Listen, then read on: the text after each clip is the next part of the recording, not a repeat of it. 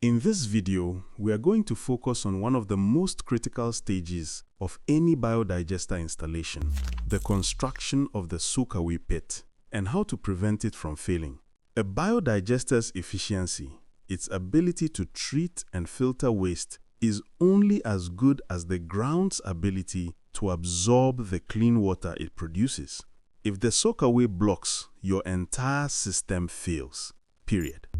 I'm taking you through a real-world case, a family-sized biodigester we constructed for a 4-bedroom house in Accra.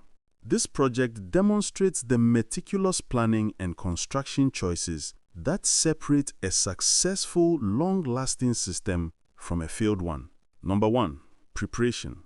The pre-construction inspection is non-negotiable. Before a single block is laid, the technical success of the job is determined by a thorough pre-construction inspection. We need to answer 3 fundamental questions. First, what is the capacity demand? This is determined by the number of toilet seats and bathrooms in the house. A larger family size demands a larger digester and a more robust Soakaway system. Secondly, what are the logistics and gradients? We must coordinate precisely with the plumber to determine the exact level of the existing pipework. The entire system relies on gravity and sloping. We need to ensure a clear, calculated gradient from the house to the biodigester, and most critically, from the digester to the Soakaway pit. Thirdly, what are the ground conditions? You must know the saturation level and the height of the water table. If the water table is too high, or if the soil is heavy clay, special construction techniques are required to ensure the water is absorbed, not retained. All of this must be done, negotiated and agreed upon before the construction starts. The initial understanding for biodigester construction is to have the digester itself and then have a Soakaway pit. But with time, we have come to realize that the digesters do not last long when you simply just Soakaway pit. The understanding for most of this is also from the background that either the ground is not good, it's clay, or it's waterlogged, so it's not going to soak well. Number 2, the foundation. Building a stable base. Once the pre-work is complete, we focus on the foundation. For the main biodigester chamber, a firm ground is essential. In our example, we cast the top slab first. The remaining concrete was then strategically used for the screeding on the floor a day or 2 before the block laying began. This practice ensures 2 things: stability and neatness. It provides a perfectly firm, level base on which to place the mortar and lay the blocks, eliminating the risk of movement or settling that can lead to cracks and eventual leakage. A well-constructed base ensures the technical integrity of the entire structure. Number 3, the Soakaway. Why block material matters. Now let's talk about the key element that prevents blockages, the Soakaway construction.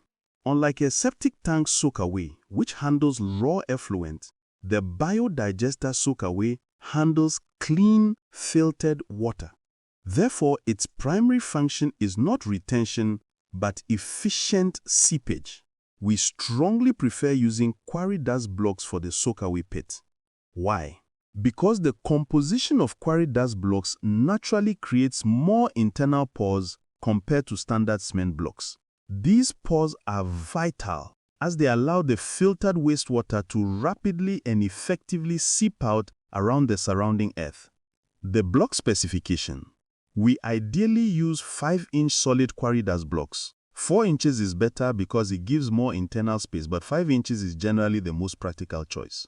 Using a block that is too large, like 6 inches, can unnecessarily reduce the internal diameter of the Soakaway chamber and even the digester, limiting the small amount of space that is available for the filtered water to settle before it seeps out. Number 4, construction techniques to ensure effective grey-water drainage. It's not just the block choice, it's the technique. The block laying for the Soakaway must be done by a professional who understands that the mortar should not completely seal the joints.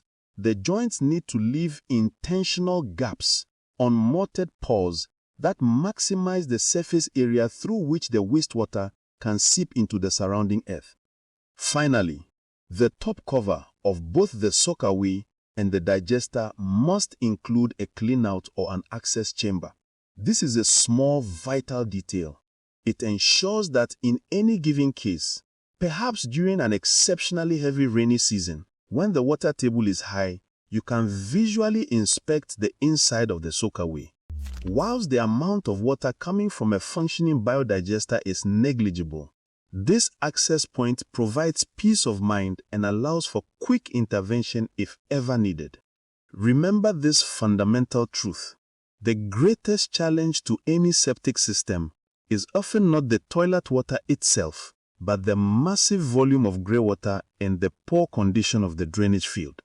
By treating the black water first in the biodigester and constructing a porous, purpose-built soakaway, we ensure your system runs smoothly for decades. If you are new to this channel, I will ask you to like, subscribe, and watch the next video which is on your screen now. We give homeowners that needed peace of mind in terms of their solid waste water management.